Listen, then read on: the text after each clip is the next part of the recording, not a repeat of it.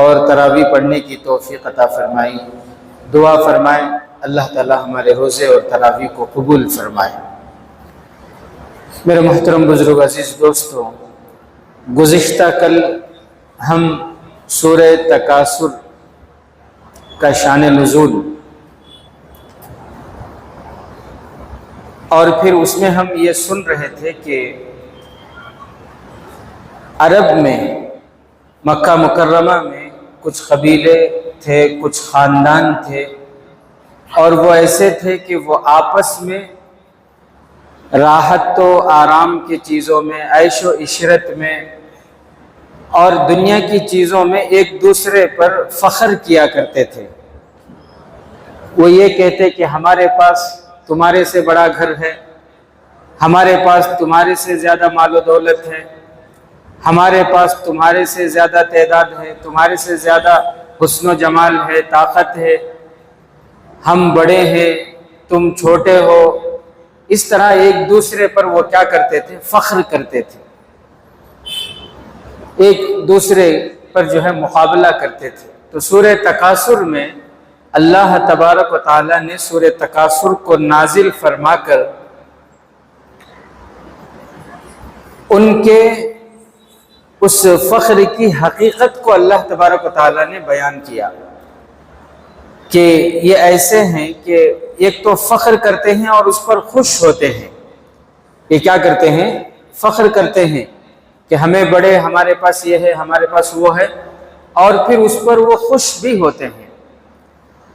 تو اللہ تبارک و تعالیٰ نے فرمایا حتی زرتم المقابر، کہ یہ فخر جو ہے نا، یہ انسان کی جو تمنائیں ہیں، ان انسان کی تمناؤں کی حقیقت کو اللہ تبارک و تعالیٰ اس سورے کے اندر بیان فرما رہے ہیں کہ فخر کر کے انسان خوش ہوتا ہے۔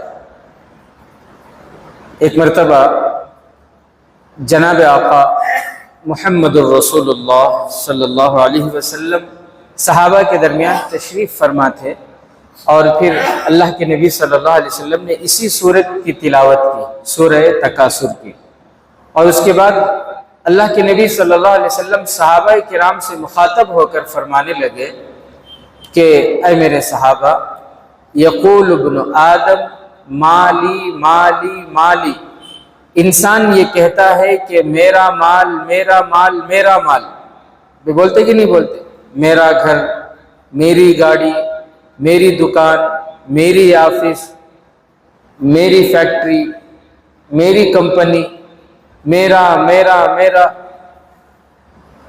یہ انسان جو کہتا ہے کہ میرا مال میرا مال، جناب آقا محمد الرسول اللہ صلی اللہ علیہ وسلم نے فرمایا کہ خوب یاد رکھو، انسان کا کچھ نہیں ہے، انسان کا کچھ نہیں ہے۔ نہ یہ گاڑی جو میرے پاس ہے یہ میری ہے، نہ یہ گھر جس میں میں رہتا ہوں میرا ہے، نہ یہ بینک بیلنس جو میرے نام پر کھلا ہوا ہے یہ میرا ہے۔ انسان کا کچھ نہیں ہے۔ اللہ کے نبی صلی اللہ علیہ وسلم نے فرمایا صرف 3 چیزیں انسان کی اپنی ہیں۔ فرمایا اے انسانوں، صرف 3 چیزیں تمہاری ہیں، اس کے علاوہ کچھ نہیں ہے تمہاری۔ وہ 3 چیزیں کیا ہیں؟ سب سے پہلی بات فرمائی ما اکلتا و افنیتا، کہ جو تم نے کھایا اور اس کو ہضم کر لیا وہ تمہارا ہے۔ جتنا تم نے کھایا اور اس کو ہضم کر لیا وہ تمہارا ہے۔ کتنا کھاتا ہے انسان؟ پھر کتنا کھائے گا انسان؟ 3 اڈلیاں، 4 اڈلیاں، 5 اڈلیاں، کتنے کھائے گا؟ 2-3 چپاتی، 1 پلیٹ، 2 پلیٹ، صحیح بات ہے، 1 مندی، اس سے زیادہ کتنا کھا سکتا ہے وہ؟ لیکن یہ 2-3 اڈلیوں کے واسطے، یہ 2-3 چپاتیوں کے واسطے، 1 پلیٹ کھانے کے واسطے کتنی محنت کرتا ہے انسان۔ لاکھوں کروڑوں کمانے کی فکر، اور پھر لاکھوں کروڑوں کی حرص میں انسان جھوٹ بولنا شروع کر دیتا ہے۔ پھر وہ پیسے کمانے کے چکر میں انسان اپنے سگے بھائی کو دھوکہ دیتا ہے، اپنے پارٹنر کے ساتھ گڑبڑی کرتا ہے، حساب کتاب میں اوپر نیچے کرتا ہے، دھوکہ دیتا ہے، دو نمبری کے کام شروع کر دیتا ہے. کیوں؟ اس لیے کہ لاکھوں کروڑوں کمانے ہیں اور کھانا کتنا ہے؟ خالی 2 اڈلیاں ہوتے، 1 پلیٹ ڈوسا، 1 پلیٹ کھانا، 2 چپاتیاں اس کے واسطے. حالانکہ آپ کو معلوم ہوگا اس وقت دنیا کے اسپتالوں میں بہت سے ایسے مریض بھی ہیں جو ایسی بیماری میں مبتلا ہیں حلق سے 1 لقمہ کھا نہیں سکتے. حلق سے 1 لقمہ. بینک میں کروڑوں کے پیسے پڑے ہیں، ڈاکٹروں سے کہہ رہے ہیں کیسا تو بھی کرو، ایسا علاج کرو 1 اڈلی میں کھانے کی توفیق ہو جانا، 1 روٹی میں منہ سے کھا سکوں، میرا پورا بینک بیلنس تم نہ، خالی اتنا علاج کر ڈالو. ڈاکٹر کہہ رہے ہیں نہیں، ہمیں کیا بھی نہیں کر سکتے. ڈراپ کے ذریعے، گلوکوز کے ذریعے، پائپ کے ذریعے ان کے پیٹ تک غذا پہنچائی جا رہی ہے. کس کے واسطے یہ پورا؟ تو انسان کی جو تمنا ہے، انسان کی جو تمنائیں ہیں یہ کبھی ختم نہیں ہوتی. انسان کی تمنائیں کبھی ختم نہیں ہوتی. اسی لیے اللہ کے نبی صلی اللہ علیہ وسلم نے فرمایا کہ سنو، جو تم کہتے ہو میرا مال، میری گاڑی، میری فیکٹری، میرا دکان، میرا گھر، میرا بنگلہ، میری آفس، کچھ بھی تمہارا نہیں ہے، صرف 3 چیزیں تمہاری ہیں. نمبر 1 ما اکلتا و افنیتا، جو تم نے کھا لیا اور ہضم کر دیا. اور پھر دوسری نمبر فرمایا ما لبستا و ابلیتا، کہ جو تم نے پہن لیا اور پرانا کر دیا وہ تمہارا ہے. جو تم نے پہن کر پرانا کر دیا وہ تمہارا. اور پھر فرمایا آخر میں کہ ما صدقتا و امضیتا، کہ جو تم نے بھلائی کے کاموں میں خرچ کیا، نیک کاموں میں، بھلائی کے کاموں میں، اللہ کے رضا کے کاموں میں جو تم نے خرچ کیا اور آخرت کے لیے اس کو ذخیرہ کر دیا. آخر میں اس ایک جملے میں 2 چیزیں ہیں. ایک یہ ہے خرچ کرنا، اور دوسرا یہ ہے کہ آخرت کے ذخیرے میں، آخرت کے لیے اسے ذخیرہ بنا دینا، وہ ثواب کو آخرت کے خزانے میں جمع کر دینا. یہ 2 چیزیں ہیں. کیوں بولے تو خرچ اکثر ہو جاتا ہے، خرچ ہو بھی جاتا ہے، لیکن نیت صحیح نہیں ہے تو پھر آخرت میں وہ جمع نہیں ہوتا. آخرت میں کیا نہیں ہوتا؟ وہ جمع نہیں ہوتا. مثال کے طور پر ایک آدمی مسجد اس لیے بنا رہا ہے تاکہ جب بھی وہ محلے کو آئے پورے جنے سلامہ کریں. کیا کریں؟ یہ محلے میں میری عزت رہنا، اس کے واسطے میں مسجد بنا کے دے رہا ہوں. صحیح بات. تو محلے والوں سے عزت حاصل کرنے کے لیے مسجد بنا رہا ہے. مدرسے کے تعمیر میں حصہ اس لیے لے رہا ہے تاکہ جب بھی میں جاؤں مدرسے کو تو وہاں کے حضرتاں، وہاں کے بچے سب بھی بھاگ کو آپ کو ملنا ملے. صحیح بات. لوگوں سے عزت کی خواہش. غریبوں میں راشن اس لیے تقسیم کر رہا ہوں کیونکہ انہوں میری عزت کرنا، مجھے بڑا سمجھنا. یہ نیت. اب اس میں کیا ہو رہا ہے؟ مال خرچ ہو رہا ہے. مسجد بنا رہی، مال خرچ ہو رہا ہے. مدرسے بنا رہی، مال خرچ ہو رہا ہے. غریبہ میں تقسیم کر رہی، مال خرچ ہو رہا ہے. لیکن نیت صحیح نہیں ہے نا. نیت نام و نمود کی ہے، نیت شہرت کی ہے، نیت نام کمانے کی، عزت کمانے کے واسطے ہے.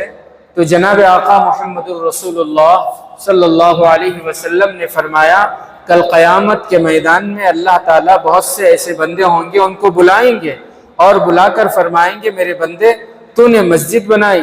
وہ کہے گا کہ ہاں اللہ میں نے مسجد بنائی تھی. کس لیے بنائی؟ وہ خاموش ہوگا. کیوں؟ اس لیے کہ نیت تو وہاں ظاہر ہوگی نا. اللہ فرمائیں گے تو نے اس لیے بنائی تھی تاکہ محلے والے تجھے سخی کہیں، تاکہ محلے والے تجھے نیک اور صالح کہیں. کہا جا چکا. اللہ فرمائیں گے میرے پاس اس کا کوئی ثواب نہیں، جاؤ جن کے واسطے تمہیں مسجد بنائے تھے ان کے پاس جا کر لے لو. فقیر کے پاس گیا کیا ملتا ہے؟ کیا ملتا وہاں سب محتاج ہوں گے نا نیکی کے. سب کو نیکی کی ضرورت ہوگی، اور ایسی ضرورت ہوگی کہ بچے اپنے والدین سے بھاگیں گے، والدین جو کسی بھی حال میں بچوں کا ساتھ نہیں چھوڑتے، وہ میدان ایسا ہوگا کہ ماں باپ بچوں سے بھاگیں گے، بھائی بہنوں سے، بہن بھائیوں سے، رشتہ دار ایک دوسرے سے بھاگیں گے، سب کو اپنی فکر ہوگی کہ کیسے میں کامیاب ہو جاؤں۔ وہاں آپ جا کر کہیں کہ دیکھو بھئی تمہارے واسطے میری نیکی ضائع ہو رہی ہے، دے دلو ایک نیکی دے رہی کو تو بھی فرمائیں گے اللہ تعالیٰ تم نے اپنے رشتہ داروں میں، تم نے غریبوں میں، رمضان کے مہینے میں تم نے ان کے کپڑوں کا انتظام کیے، تم نے ان کے کھانے پینے کا انتظام کیے۔ اللہ فرمائیں گے وہ اس لیے کیونکہ تمہیں وہ اچھا کہیں، تمہیں وہ نیک کہیں، تمہیں وہ بڑا دل والا کہیں، تمہاری وہ عزت کریں، اس لیے تم نے ایسا کیا تھا، جاؤ ہمارے پاس کوئی ثواب نہیں ہے۔ تو میرے محترم بزرگ عزیز دوستوں، کل قیامت کے دن اس کا مطلب یہ نہیں ہے کہ انسان کچھ نہ کمائے، کمانا منع نہیں ہے، کمانا ہے، حلال طریقے سے کمانا ہے، اور خرچ بھی حلال جگہوں میں کرنا ہے، اللہ کی رضا کے کاموں میں کرنا ہے، اللہ کے رضا کے کاموں میں کرنا ہے۔ کل قیامت میں اللہ کے نبی صلی اللہ علیہ وسلم نے فرمایا کہ انسان کے قدم قدم ابن آدم لا تزول قدم ابن آدم، کہ انسان کے قدم اس وقت تک آگے نہیں بڑھیں گے جب تک وہ 5 سوالوں کا جواب نہ دے دے۔ ان 5 سوالوں میں سے ایک سوال یہ ہوگا کہ مال کس طریقے سے کمائے اور کہاں خرچ کیے تھے، مال کس طریقے سے کمائے تھے اور کہاں خرچ کیے تھے، یہ بھی دیکھنا ہوگا حلال طریقے سے کما رہی یا نہیں، اور پھر کمانے کے بعد حلال راستوں میں خرچ کر رہی یا نہیں۔ تو حلال طریقے سے کماؤ منع نہیں ہے، اور پھر حلال راستوں میں اسے خرچ کرنا ہے۔ تو اللہ کے نبی صلی اللہ علیہ وسلم نے فرمایا انسان کے تمناؤں کی حقیقت، تو اللہ کے نبی نے فرمایا کہ انسان کہتا ہے میرا میرا میرا، پیارے نبی نے فرمایا صرف 3 چیزیں تمہاری ہیں، اس کے علاوہ کچھ بھی تمہارا نہیں۔ ایک وہ جسے تم نے کھا لیا، اور ایک وہ جسے تم نے پہن کے پرانا کر دیا، اور ایک وہ جسے تم نے اللہ کے راستے میں بھلے کاموں میں، نیکی کے کاموں میں تم نے خرچ کیا، نیکی کے کاموں میں تم نے خرچ کیا، مسجد میں خرچ کیا، مدرسے میں خرچ کیے، یتیموں، بیواؤں، مسکینوں اور ضرورت مندوں پر تم نے خرچ کیے، اور پھر اللہ کی رضا کے لیے کیے، خرچ دکھاوے کے لیے نہیں، نام و نمود کے لیے نہیں، شہرت کے لیے نہیں، بلکہ اللہ کی رضا کے لیے، اس کا ثواب تم نے آخرت کے ذخیرے میں جمع کر دیا۔ تو یہ 3 چیزیں تمہاری، باقی کچھ بھی تمہاری نہیں ہے۔ میرے عزیز ساتھیوں، اس سورے کے اندر اللہ تبارک و تعالیٰ یہی فرما رہے ہیں کہ آپس میں ایک دوسرے پر فخر مت کرو دنیا کی چیزوں میں۔ دنیا کی چیزیں ایسی ہیں کہ انسان کی تمنائیں اس میں کبھی ختم نہیں ہوتی، پوری نہیں ہوتی۔ ایک حدیث میں جناب آقا محمد رسول اللہ صلی اللہ علیہ وسلم نے فرمایا کہ انسان دنیا کا ایسا حریص ہے، دنیا کی ایسی محبت انسان کے دلوں میں بسی ہوئی ہے کہ اگر 2 پہاڑوں کے بیچ میں جو وادی ہوتی ہے کتنی گہری ہوتی ہے، اور وہ کتنا جو ہے وہ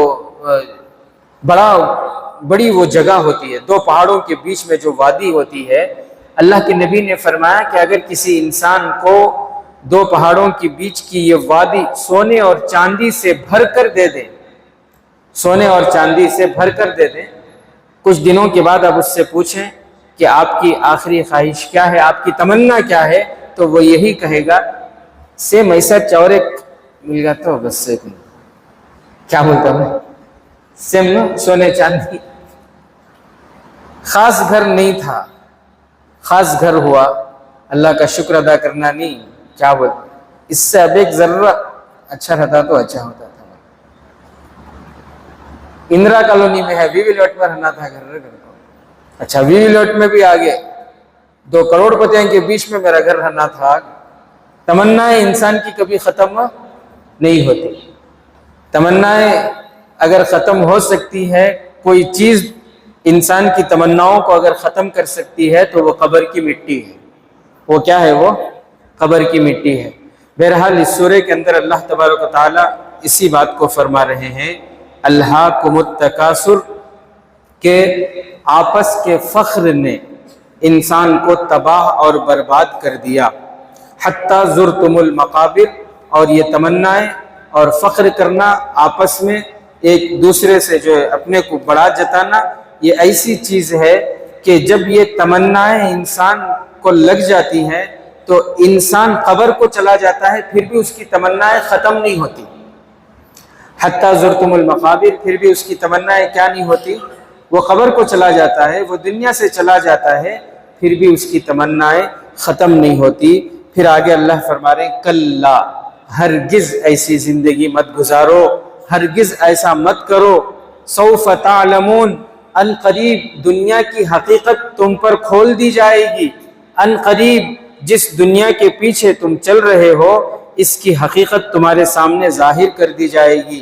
پھر آگے اللہ فرما رہے ہیں، ثم، پھر سن لو، کلا، ایسا ہرگز مت کرو، سوف تعلمون، جس دنیا کے پیچھے پڑھ کر تم اپنے رب کو ناراض کر رہے ہو، جس دنیا کے پیچھے پڑھ کر تم نمازوں سے دور ہو رہے ہو، جس دنیا کے پیچھے پڑھ کر تم تراویح سے دور ہو رہے ہو، اللہ سے کٹ کر زندگی گزار رہے ہو، یہ دنیا ایک دن تمہیں چھوڑ دے گی، اس دنیا کی حقیقت تم پر واضح ہو جائے گی۔